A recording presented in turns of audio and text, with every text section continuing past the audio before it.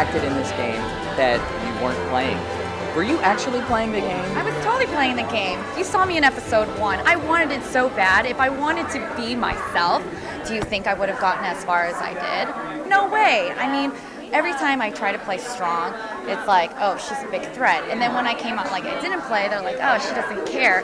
We'll drag her along. I've been a fan of the show for a very long time. And if anyone who ends up going towards the final are the ones that shows that don't act like they ever want it. And I had to be quiet the whole entire time. It was hard to like sit there and go like, this is not me, this is not me, because it really wasn't me. So I acted a whole different person. It started off from the first tribal council, everyone throwing my name out. The true indication, knowing that a strong person cannot win this game, was when they got rid of Matt. Right. And to me, I feel like my personality is the most parallel to him. And I figured, okay, Christina Cha is not going to win the game. Someone else needs to play the game. And I don't know who this person is. Maybe some alien come out and play the game and go, yes, I will be your bitch. And that's what I did. I had to survive. But throughout the season and interviews that I've done with other contestants, they said that if they asked you what game you were playing, you wouldn't even know it was called Survivor. Why would they say that? Because I didn't want them to know that I was a super fan. I mean, why would I want to strategize with people? I actually strategized with several people, which wasn't shown in any of the edits. I talked to Jonas about, hey, and I don't know why he didn't even mention it. I was like giving him the tip. I was like, the girls are going to be in the Alliance. I don't know if you think with the guys, but I'm just telling you, if you guys are sticking it together, use me as a free agent. I was giving him free advice to take me all the way as, the sixth person. And then going over, I went over to Troyzan and I went over to Jay, warned them. He didn't believe me. He was like so enamored by Kim's, wonderful blue eyes and believed in everything what she had to say.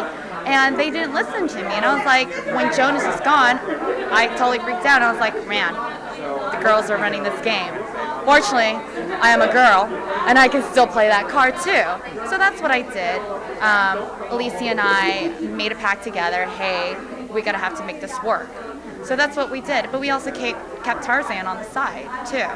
So as long as I kept myself quiet, didn't leak out the other alliances that I had with other people, play the free agent card, that's what I needed to do.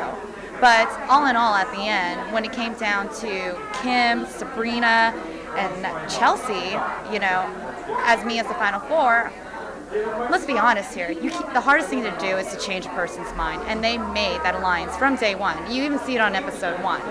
So even talking to them, I was like, is there any way? And even kind of talked to Kim, and I was like, hey, Sabrina's kind of a threat. You even mentioned it too. And we didn't get a chance to see that long conversation and everything. But the truth is, how do you convince someone? How do you convince 3 people to change their alliance if they've been solid throughout the whole entire 38 days? And say, hey, put me in. I don't deserve to be here. I could BS, but still, how is that going to work? So that was kind of a big risk on them. And to me, it was just like, okay, I could come out making a scene, or I can just come present to it.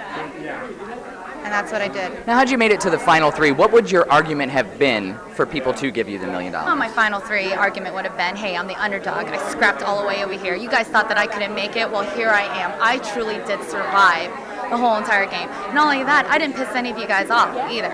So these girls lied to your face. Yeah, they played you so well. But why don't you consider someone who didn't even turn you guys wrong and actually played the game honest and true, which I did. I never lied to anyone. I just didn't tell anyone what I was doing. So the thing that I learned in sales is you don't necessarily have to lie to people. You just don't give out certain information to people, and that's what I did. I decided to refrain certain information to people.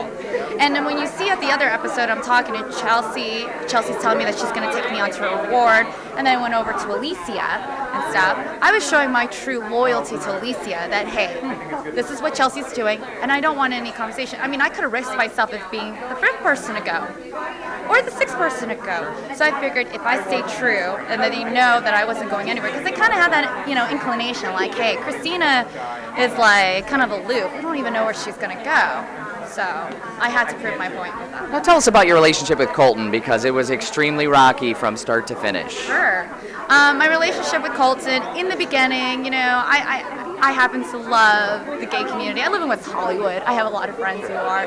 So we got along great from there. And then the animosity that was built up from me and Alicia was quite strange. I really didn't understand what it is, and I think it was kind of escalated by Alicia. You know, Alicia didn't like me from the beginning. I was like the strong, you know, very influential minority girl next to Sabrina, and she didn't like that, you know. The guys liked me because I was funny, I was chit-chatting with them, and that came out to be a sole threat. I kind of came to a conclusion that she might have was saying things bad about me to pipe that on so that I can be taken out and she can go ahead of me. So that's what I think what happened. And then what happened with Colton, yeah, he was totally nasty and mean to me. I mean, seriously, again, if it was myself or playing the game, I had to think about it. Do I take it or do I go, you little rich brat, you know, your mom ought to come over there and smack you in the head?